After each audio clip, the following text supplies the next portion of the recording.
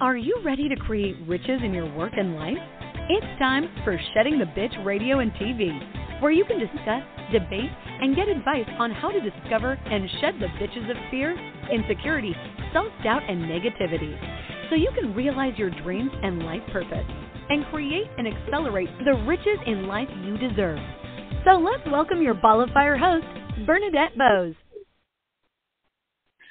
Good day, everyone. And yes, welcome to another episode of Shedding the Bitch Radio and TV. And today is our Ask Me Anything episode, where I take the questions or the challenges you might be having that you've reached out to me for some support and some coaching on. And I bring them right here in order for other people to learn because they may have the same question or dealing with the same challenge that you are. So all through the month, you have an opportunity to go out onto Shedding the Bitch Facebook page or Twitter, or the majority of you reach out to me in a direct message on LinkedIn. So all through the month, you could do that. Pose your question, pose your challenge. I am more than grateful to be able to right then and there provide you some tips and advice and sometimes some tough love. And at the same time, what I'll do is I'll gather those up throughout the month, and I'll bring them right here to the first Tuesday of the month when we, dive into all of those questions and challenges so other people can learn as well. So feel free to do that. At the same time, I am live. And so if you have a question or a challenge that you're dealing with right now and you've seen promos for today's episode out on any one of our networks, then feel free to call 1-818-572-2910. And I am watching and will keep an eye out in case you call, or you can chat in as well by simply going on to Blog Talk Radio and or any one of the platforms that we are also streaming video, which is YouTube, Shedding the Bitch Facebook, and Shedding the Bitch Twitter pages. And we're keeping an eye out on across all of those platforms. So if you should have anything while we are here live, then feel free to post them, and we will make sure we get to them. If we don't see them, and or you watch this on replay, then feel free to continue to post your questions and challenges. And my team will kind of alert me of them, and I will get with you as quickly as possible to make sure you're getting the support that you need. All right? So let me summarize. Well, first off, let me just thank our ongoing viewers and listeners. You are finding us, whether that's on our Shedding the Bitch TV YouTube channel or on, like I said, anywhere that we're streaming the video, which is on Facebook, Twitter, both Shedding the Bitch pages, YouTube's Shedding the Bitch TV, and at the same time on any one of your podcast streaming services. So we are so grateful because you are liking, you're sharing, you're tweeting, you're rating, you're subscribing, and we would love for you to continue to subscribe so you can get updates on our current and future topics and guests. While at the same time, I should mention, we are so grateful that you do give us recommendations for the topics you want to hear about and the X you want to learn from. So continue to provide that. And between Deborah and Alex and Sam out there, we'll make sure that we can bring them to you as soon as possible. All right. Let's see what else. I want to thank our ongoing sponsors, North Georgia Tax Solutions, who provide financial services and full tax services support to small to medium-sized companies. I lost my, forgive me, to corporate size, small to corporate size companies, and also personal and business needs. So should you be in the market for your business anywhere in the country, not just North Georgia, then reach out to NG Tax Solutions and ask them how they can help you. All right. You can find them at ngtaxsolutions.com. And more local to the Atlanta and to Georgia area is our latest sponsor, and that is Up Top Roofing of Atlanta. Jay and his team are fabulous with home services and roofing needs. So should you be in the Atlanta or surrounding areas within Georgia, please reach out to Jay. Tell him I sent you, and you can find him at up-top roofing of ATL at yahoo.com. All right?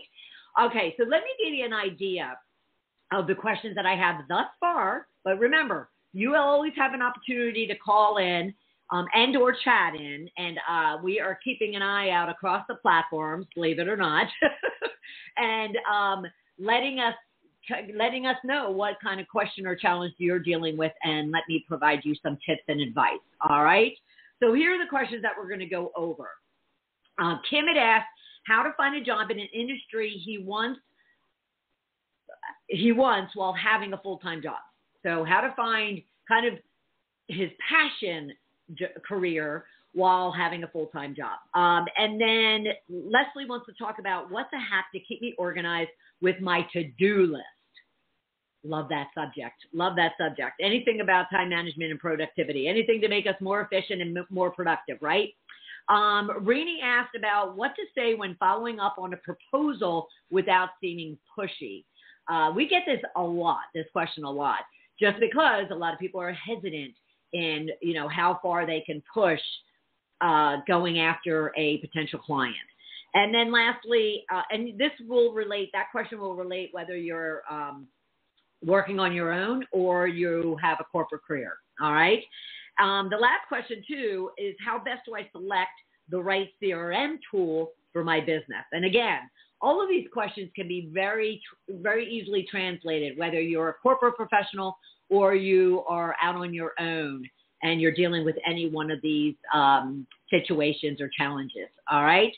Now, again, 1-818-572-2910.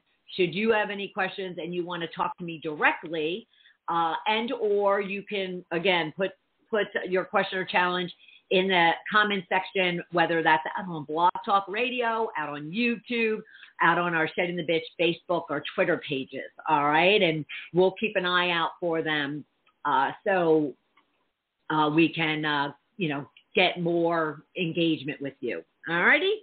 All right, so let's first talk about Kim's question, how to find a job in the industry he wants while having a full-time job. And now he came to me thinking that my real focus was on career. And it's really not on, I'm not a career coach per se. So I, immediately told him that if it's about his resume or some other specific things when it comes to finding a job, I wouldn't be the best person for him. Yet as we were talking and he was picking up on the fact that I was giving him strategies and tips and ideas and action items to take, he realized that there was some kind of business coaching aspect to also what it was that he was trying to do. But let's look at the fact that he's trying to find a job in the industry he truly wants to be in while he has a full-time job. The first thing I would say to anyone is, kudos. You recognize the fact that you want to keep that stable income while you're looking to maybe, change total industries, change careers, change companies, whatever the case might be. Stability is a beautiful, beautiful thing. And so if you have an opportunity, even if you say that, I want to go out and not just a side hustle, but I want to go out and start a business on my own, but you have a job that has income coming in, I totally am, all for that and would definitely advise anyone to stick with that plan. Because the one thing is you don't want to be stressing while you're even doing research and even doing kind of testing, because a lot of people will, kind of have this passion, and maybe it's a hobby of theirs that they absolutely love.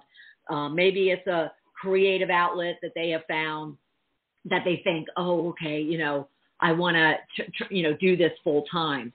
And yet I've seen it time and time again when they actually do it and they've kind of put aside anything else that they were focused on and they actually get into it, especially if you're going from a employment job, I'll call it, to being an entrepreneur, many people are often surprised and often very discouraged by just what it takes to actually have a company, have a business of your own. Now, that's not what Kim's looking for. Kim's looking for, just switching industries that he is in, not necessarily going from, employed to entrepreneur. So whichever, direction you're looking to take, and you have a full-time job, take it. Now, what we also discussed, and I would share with you as well, is the fact that apart from maybe it's a 9 to 5, maybe it's more than 9 to 5 or less than 9 to 5, but if you really do want to kind of test the waters, or you just want to take time getting connections, making introductions, learning more about the industry, learning more about the companies that you want to pursue, kind of doing kind of a, I don't want to say an official internship, but you want to, kind of do the work to see that is where you want to, kind of pull yourself out of one comfort zone, so to speak, and move yourself into something that might be uncomfortable at the beginning. So I would definitely say that look at your schedule as to what you're committed to already with your job, and what availability do you have in the evenings, before work, on the weekends, to kind of test and trial that new industry, that new job, that new type of company. So even if you do want to start your own company, you can start it outside the hours of your full-time employment and see, what it takes and whether or not you like it or not before you all of a sudden pull the plug and go into it, full steam ahead. You just want to do it in a smart way to where you're not having any regrets, or you're not beating yourself up as you go. And you're not stressed from the beginning just because the fact that, you have something stable and yet, now you took this plunge. So we discussed different things, and it's, all going to be different based on what it is that you might want to do. If you're having the same type of question or situation that you're in, definitely go get introductions, start networking, start learning about the industry, start researching the type of companies that are out there. Look into the job descriptions and the type of jobs and roles that they have. Look into, what their compensation structure is for that new industry, for that new role that you want to take on. Start working, running your own business on the side. Now, some of you might want to look into if there's any conflict of interest with your full-time job.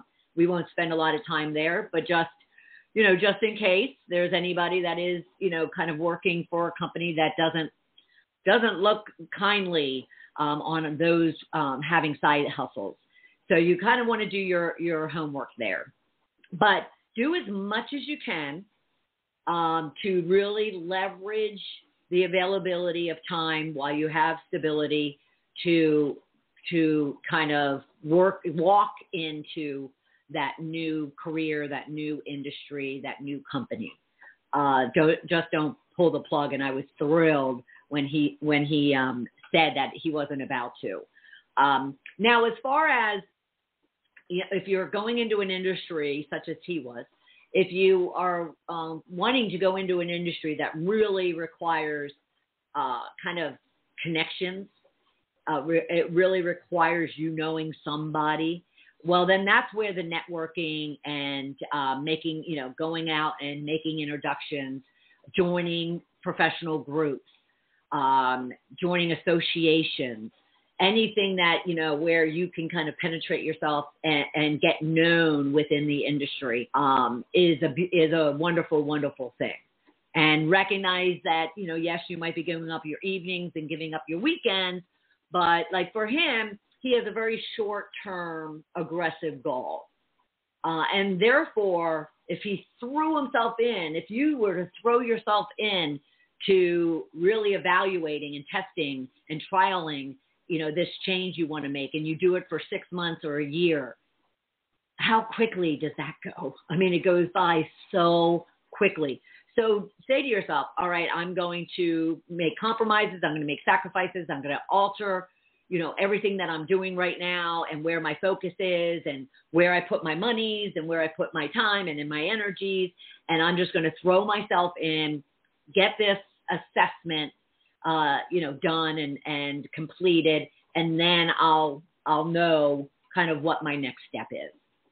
And in his case also, I even suggest that don't pull that plug until you've landed somewhere. And it might not look the same way as far as it may not be equal in pay. It might not be equal in the number of hours being worked or the type of work you're doing. Obviously, it's not going to be the same. But as long as you're comfortable with whatever that is, then but ensure that you have that before you pull the plug. But once you do, you're into a new adventure, and it can be very, very, very exciting. So just make decisions about how you're going to be able to maintain the income while you're doing research, making introductions, testing the waters, assessing overall whether or not that is where you want to go, and then working toward securing an opportunity in that new career or that new industry. All right? Okay. Let me just take a look around just to make sure that nothing's popping up in front. I have something over here. Nope. Okay. All right. So let's move on to the next question that Leslie brings up. So what is a hack to keep me organized with my to-do list? Now, there was a lot more to this, but that's kind of how I summarized her question. And I get this a lot. As a executive coach, business coach, I work with everyone from those that have been in business for, minimum of 3 years to corporate VP, SVP, C-level executives. And I'll tell you what, the to-do list is the biggest challenge for the majority. And oftentimes what I'll have them do is kind of, either scan or take a picture. I'm still not necessarily face-to-face with anyone, or hold up their to-do list while we're on camera. And, it's just shocking to me. It's just shocking to me because it's just lines and lines of just everything that they have to do. And the first thing that I do is I start to, almost hyperventilate just looking at that to-do list, let alone having to then, kind of get my head around it so I can start executing against it. If it were my to-do list, I should say. So I first have to really understand, all right, so do you work off that master, what I'll call a master to-do list? It's just their laundry list of everything that needs to get done. I first need to really understand if that's the list, if that's the master that they work off of, or do they have a process for how they keep track of everything that needs to get done, but then they look at prioritization. They look at what they can delay or delete or delegate or do. So I call it the 4 Ds of maximizing your productivity. Is anytime you have a to-do list, even if there's only 3 items on it, you should be looking at it initially and saying to yourself, I talk to myself a lot, but you should be looking at it and saying to yourself, all right, is there anything on this list that I could be delaying? Is there anything on this list I could be deleting? Is there anything on this list I could be delegating? And delegating could mean to someone that's on your payroll. It could be someone that you contract, someone that you just kind of reach out to and use, very, very, very minimally. Like I did actually this morning, maybe it was yesterday. I have a couple of admins that they're just there when I have a specific task that I don't want to do, and I can pass it on to them. And then there's do. So it's delegate, delay, I'm sorry. We'll mess it up. Delegate, delay, delete, or do. Those are kind of the 4 Ds of maximizing your productivity. So you look at that list, and I try to get an understanding as to how a client would handle and manage their to-do list. So that would be my one hack. Take your to-do list and look at it and put, various Ds alongside of it. Now, what I'm really big on and what I'm very much known for is just how to just take that long to-do list and just pull out the 3 things that are absolutely necessary that you need to get done in a given day based on your priority, based on the projects at hand, the clients you have, the work you're pursuing, whatever the case might be. And so really look at it. And I always say to my clients, be sure you have money first, prospecting second, and then, kind of actual work or marketing or promotions or anything else after that. So money first means if you already have an opportunity, sitting on your desk that has money attached to it, you've been paid and therefore you have to deliver, or you have to deliver this in order to be paid, or this is a proposal of which has money attached to it that then has the cycle of being reviewed, being, negotiated, and then being finalized. So anything that has money attached to it definitely takes your number 1 priority. Okay? The number 2 would be, all right, we always need to keep the whether you're in corporate or as an entrepreneur, we need to keep the money flowing. So the second one would be, all right, what might you have on that to-do list, or what might you be planning around prospecting to keep the funnel, full and moving. So anything that you have planned out and or are thinking about and or know that you need to do, those should be your second priority that you're looking at and you're prioritizing into your top 3 for the day and or for the week. And then thirdly would be you have work that you need to get done. It's not the money. It's not the work that needs to be attached to the money. That's, that was your number 1 priority. You always need to take care of your clients first. You need to take care of current work, potential work, future work. That's all in the money bucket. The second one is anything regarding prospecting. And then third would be anything after that, like marketing or HR or finance, whatever the case might be, would be your third priority. And you can continue kind of bucketing your tasks in various buckets, but we'll leave it at that. Money, prospecting, and everything else, basically. So you take that list, and it might be that one day you're just, you might be just working on money activities. And again, in corporate or entrepreneur, I always make sure that whatever, I have committed to from a client perspective, is scheduled and prioritized and blocked out in my schedule. You want to do the same. And that has to also do with potential money, and or money that maybe you haven't started acting on delivering yet, but yet you have prep work to do. So start doing that. And then identify those 3 things. This is I'll show you this is kind of my approach. So you'll notice there's separation between them. So the first 3 items, and I only tend to look at 3 items at a time. The first 3 are my morning routine. Those are pretty much done by the time I'm even finished breakfast, and I'm sitting permanently at my desk for the day.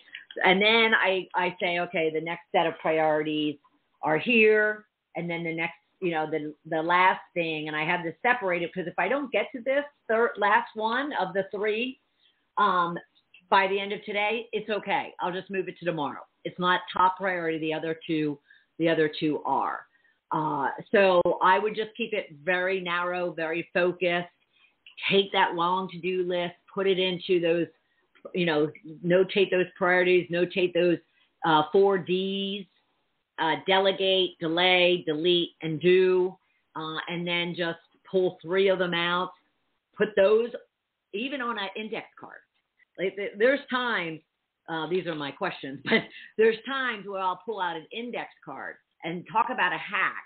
So a number of my clients, not all my clients, I will have them only use index cards, because when they show me their journal, they're just exasperated as I am. They're looking at their list just like, oh my gosh, there's so much I have to get done. So then we go through the process and we have a conversation. And then I say, okay, I only want you to focus on 3 things. Pull out a single piece of paper or an index card, put it on a whiteboard, whatever the case might be. But I only want you focus on one day on 3 things. You can add a 4th or a 5th or a 6th, but you wouldn't go to 7th, 8th, or 9th until you've done those first 3. And that's basically what I do. Is I have my first 3, but then I can add when I get my first 3 completed. Make sense? So that's a hack for how you can really get control of your to-do list, because it can get out of hand. And the next thing you know, at the end of the day, at the end of the week, you're looking back going, what did I get done? And or I didn't get done anything that I needed to get done that is of high priority. So prioritize, organize in those 4 Ds, and then just focus on 3 of them. And trust me when I say your productivity will skyrocket by simply implementing those 3 small individual hacks. All right? Okay. So let me just take a look across here. I'm getting messages, but they're not questions, so I'll ignore them. All right. Let's see. Now that I lost my card. All right, Rini. All right. So Rini asked, excuse me, I was concerned that my microphone might not be plugged in. This is what happens when you're live. So Rini asked, what to say when following up on a proposal without seeming pushy. Now, what I first want to make sure that she understood, but I want to make sure you understand too. Keep in mind, anytime, even when you're in a heated negotiation, a heated conflict, a heated, conversation of any kind, it's just a conversation. It's just an exchange of words, which then form, either a question or a statement or a story or a piece of dialogue, whatever the case might be. It's just a conversation. And so oftentimes, especially when we're communicating via email, following up on email or in text, all of a sudden we get very forgetful about what it means to have a conversation with someone should they be sitting across the table from us. So, for instance, in her case, if she had been sitting across the table from someone that she had already made a proposal to, I kind of try to get her or to you to just simply say, okay, then what would you say next? What would you say to, as a follow-up to the fact that you sent a proposal or an offer, whatever the case might be, and now you simply want to follow up. And look at it as if it's just a coffee conversation as opposed to something that you're typing out and you're getting all in your head about making sure it's written appropriately and it, comes across properly. That's all good. Don't get me wrong. But kind of write it out and focus on it as if it's just someone sitting across the table from you. So in her case, very simply, when anybody sends a correspondence of any kind, what's the first thing you're wanting to understand or confirm or know about the receiving side of your correspondence? Well, I don't know about you, but for me, it would be, did they understand it? Do they have any questions? Is there anything more, that they need in order to make it to make it complete? I mean, that's just, kind of very logical that you would probably have if you were having a conversation with someone sitting across the table from them, right? Is making sure they, everything's clear. They don't have any questions. There isn't any information missing, that there isn't any changes that they would want to see. And so any follow-up, even on an email, could simply be, morning, Joe. I forwarded you the proposal that you asked for last Wednesday, and I wanted to follow up to ensure or to ask if you have any questions. Is there anything, missing, or are there any changes you would like to make? And lastly, what availability do you have to get on a brief call to discuss it? Probably most of that, other than maybe getting on a call, is what you would say if you were sitting across the table from them, having that same conversation. And so make it short and sweet and just simply ask. You could even, as far as say it goes, because I get this question a lot, well, I've been following up and I'm not getting a response. All right, so if, all of a sudden you're following up, you're asking if they have questions, you're asking if there's any more information you could provide, and you kind of want to bring this to a close, you could get more direct and just simply say, hey, Joe, I haven't heard, from you, and I want to ensure that you've received the last few emails that I've sent, and if you have a final decision. And whatever direction you want to take is totally fine with me. I would just love an opportunity to, talk through your decision making. Again, because you want as much clarity and understanding as, for yourself as the other person that you're concerned about the other person having. So you can get a little bit more pointed and direct, even if you have to get to that point or you've gotten to that point where you're just not getting a response. Sometimes if it is a no, people get quiet because they don't want to disappoint you. They don't want to hurt you. They don't want to reject. And at the same time, the individual making the proposal, in this case, Renee, also goes quiet because they don't want to be rejected. They don't want to hear that no. Well, you know what? You want to get to a yes or a no, period. You don't want to, I'm not sure, you want to get that yes or that no. It's just information that you're going to be able to use as you go forward. So simply say, have you made a decision? Are there any questions, or are there anything that you're concerned about? Is there any, objection that I can, address for you? Again, picture it as if you're across the table from them and you're just wanting both sides to be very clear and to have all the information that's necessary in order to move to the next step. And if it's a no, can I, if you don't mind, can you help me to understand why? What was it that kind of stirred you away from that, or had you make that decision or not make the decision, just so I can understand for going forward?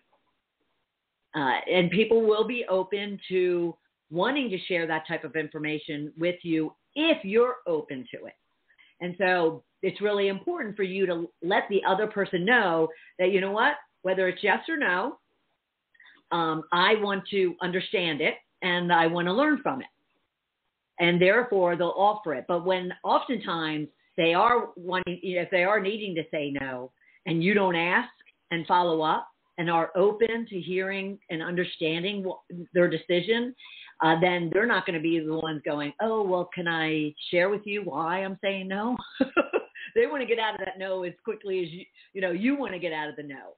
So you want to ensure that not only are you following up and simply asking, if there's any more information that you could be providing them, if there's any questions that they have, if there's anything missing, is there anything that you can do for them? And if they say, no, have all the information, then great. What's your next step in making the decision? Well, I have to talk to a few people. Okay, is there anything you think they might need? Because I'm more than happy to make myself available. Nope. Just everything's good. I am a little bit concerned about the pricing. All right. What is it about the pricing that you're concerned about? Handling the objections right up front. And then if no, all that's good. But now they're kind of quiet and they haven't followed through. Then you could just say, hey, Joe, have you made that decision? And I would love to understand whatever decision you've made.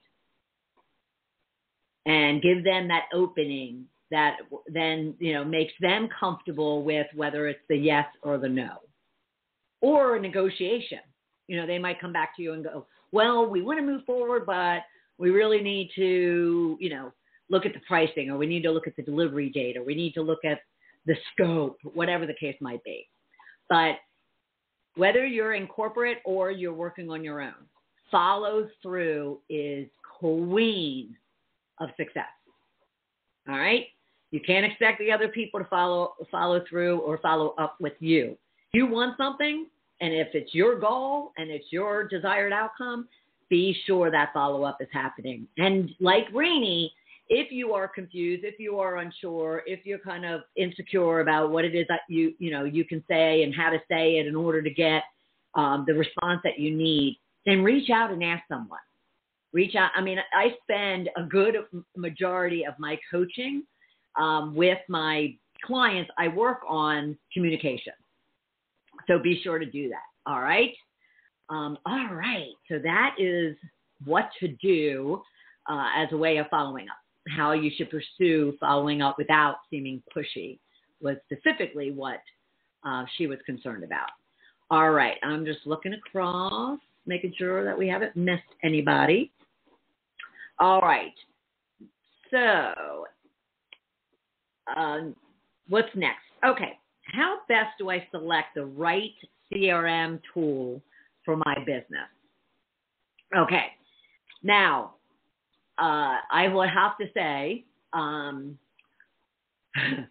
picking the right tool can be a project in itself. Can be a project in itself. So the first thing I would do is, one, I'm going to strip away the fact that it's a CRM tool that that this individual is looking for, because anyone else out there, whether you're corporate or entrepreneur, you might be looking for some other type of technology or application or process or expertise, and you want to understand how to go through the almost like the discovery and requirements process. And so this takes me back to when I did spend a great deal of my career doing business discoveries. But anytime you have to kind of make a selection, even if you're going out and buying a new iPhone or a new phone, you first have to kind of really understand the landscape of what are all those phones that are available out there. Now, I should kind of back up for a minute and say, you first really want to understand, and so did Chris, want to understand what is it you need? What is it that you want this, in this case, this tool, this application, this person, whatever the case might be, what is it you need it to accomplish for you? So that's the first thing you want to kind of sit down. Now, I am not speaking about feature and functions just yet. I'm initially talking about what is that business or personal pain or outcome that you're looking for from entity that you're going to invest in. Okay. So, what is almost the why and the what it is that you're looking for from this, in this case, the CRM solution. So first understand that. Well, I'm looking to streamline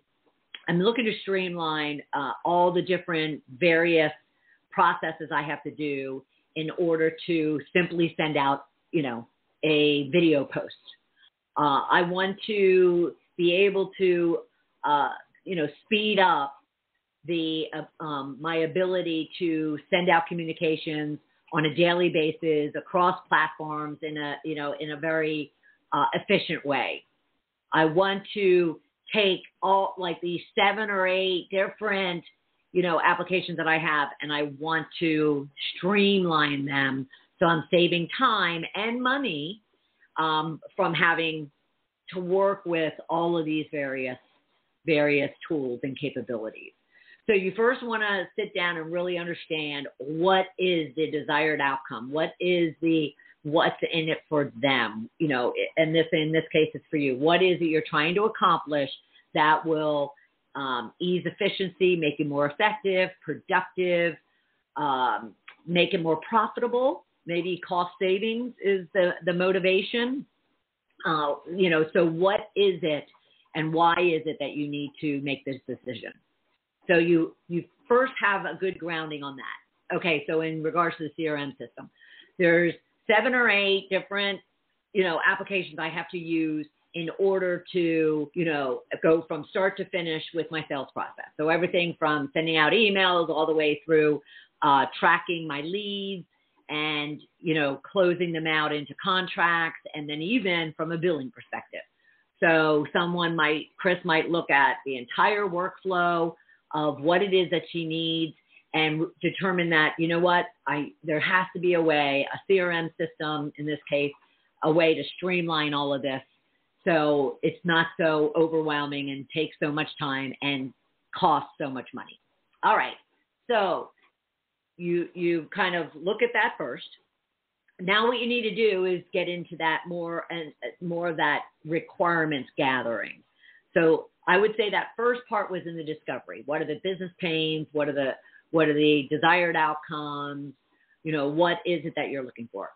And then you look at, okay, so what are the requirements that I need in this case, from this solution, from this phone, from this expert, from this process? What is it that I need? Well, I need it to literally go, and allow me to schedule posts. I need to also allow it to schedule a lot of posts at the same time, go across multiple platforms. I need it to allow me to easily create a email that's targeted to an individual that allows me to embed video, embed text, put images, so forth and so on. And then I need that to be able to go out, and I need to capture emails. I need to take that email, put it in, and put it into a list, of which then that list is used, and you're just making almost like a workflow list of requirements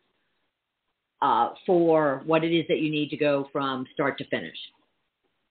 And then you get to actually answering the question around, okay, so with all that, what do I do now? Well, you go out and you start assessing and evaluating all the different tools that are out there that might be known for, taking a bunch of processes and procedures and putting them into one, taking a lot of applications and aggregating them into this one solution. And then you need to test it out and see if it fulfills everything that it is that you're looking for. At the same time, warning, entrepreneurs, is you need to make sure that it isn't so big. So some of these, CRM full applications that are out there, they are, targeting corporate sized clients, and you're not. You're one person, you're 10 people, whatever. So just use your list of requirements to also assess the size and the volume that it's going to take in order to even support that solution that you're looking for and that you found. All right? That's going to be key. And then hopefully there's a trial that you can do, a free 30-day trial to not fully implement, but at least play with and see if it fulfills your needs. So business discovery, requirements, okay? All right, got in there. How about that? And let me just do one more sweep, because if we talk over, that's perfectly fine if I have questions to address. Now, keep in mind, though, you can always leave your comments, leave your questions, challenges in our Shedding the Bitch Facebook or Twitter pages. Send me a DM in LinkedIn, and I'd be more than happy to provide you advice so you can keep moving forward in your work and in your life. All right? Until next Tuesday at noon Eastern time, have a great week, everybody. We'll talk soon. Bye. Thank you for taking part in Shedding the Bitch Radio and TV with Bernadette Bose. We would love to know what your biggest takeaway was. Go to Shedding the Bitch on Facebook or YouTube and leave a comment. You can also subscribe to the show on Apple Podcasts and YouTube so you don't miss a single episode of the show. And with your input, we can help other powerhouse women just like you find the show and decide if it's right for them. Learn more about Bernadette at balloffirecoaching.com. See you next week.